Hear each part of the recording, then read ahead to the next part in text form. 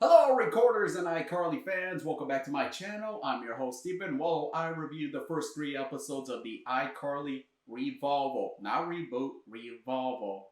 Now, is this a good show or nostalgia bait? It's a mix of both. Before I continue, this video will contain spoilers for these episodes. If you have not seen it, you can sign up for a free 30-day trial for Paramount Plus. I'll leave the link down below. And well, to me, it feels good to see the iCarly game back. Like, I especially remember in the finale where they mentioned that they were going to come back. They were just taking a break from the show. Like, maybe it was a good idea to bring them back, but I am so glad for bringing them back. They did not put this show on Nickelodeon. It would have not been good at all.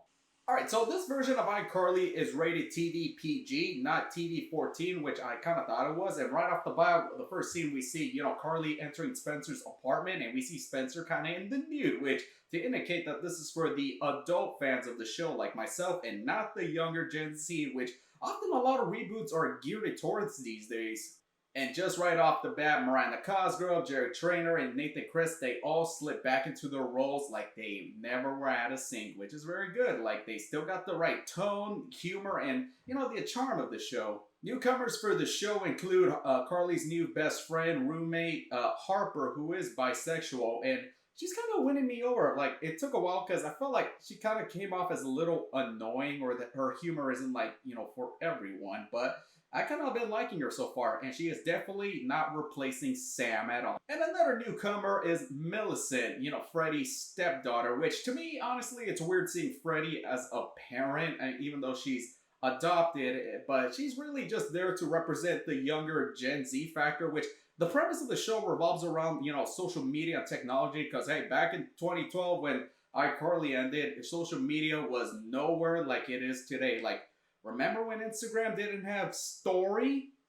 And one of the things that threw me off was how they mentioned Spotify and Instagram, which adds a little realism to the show. But in case you're wondering, they're still using Skybox and Pear for Apple. Here's a very interesting joke and nice throwback to the original show where Spencer reintroduces his sculpture, the one with that won the world record for most moving pieces in a sculpture. And Harper jokes that it's just the same thing with a few new pieces, which it's a nice self-aware humor how it's still the same show, just with new characters. Now on to the biggest nostalgia bait of the show, going back to the old iCarly studio, which I got teary-eyed when I saw the set, the car, George the talking broad, the idiot farm girl, and the squirrel mustache thing. A thing that I found discouraging when it came to start shooting the webcast of iCarly, that Freddie does it with a phone and not that oversized camera, which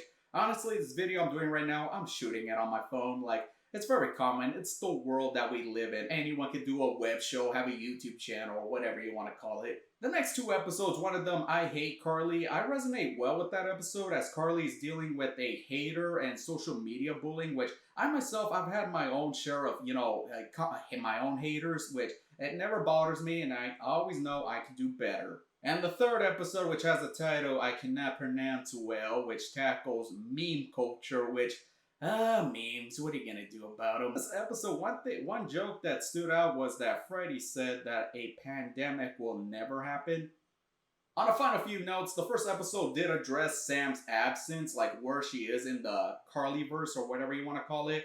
Sam is in a biker gang, which from hearing that, it makes me think that Sam and Cat should just be non-canon. Like, the show did nothing for Sam as a character, and I just really hate that show with a fiery passion. And maybe we should all just forget it exists. I do miss Sam's presence in the show, but I feel like her void is a little filled, but not so much. Like, I really do wish that she was involved in the show, but I do not blame Jeanette McCurdy for not wanting to come back. I do not blame her at all. And if she changes her mind, that'll be nice. I'm sure the iCarly cast will welcome her back. As for Noah Monk, who played Gibby, there was no mention of Gibby, Tebow, or the Groovy Smoothie, which, well, these are just the first 3 episodes. They're going to be released weekly and not all at once. I did found this interview about Noah Monk where he talked about his weird relationship with the cast, how he felt Gibby was just there to be, humor, to be abused. Like, especially taking his shirt off, like, maybe the kids bullied him, stuff like, you're fat, you had your shirt up, blah, blah, blah. I don't blame Noah if he doesn't come back. I wouldn't blame him if he did not came back for that. But since the show has a different approach, maybe it would rekindle his interest on coming back, which that would be very nice. On a final note, I'm glad that the adult approach was taken seriously, and it makes me look forward to new episodes. And if this show does very well, I'm hoping for more adult reboots, which I want the Ned's Declassified Adult Survival Guide to happen, and now I feel like it will! Thank you for tuning in, recorders. Please hit that subscribe button, comment down below, give me a like, and catch you next time!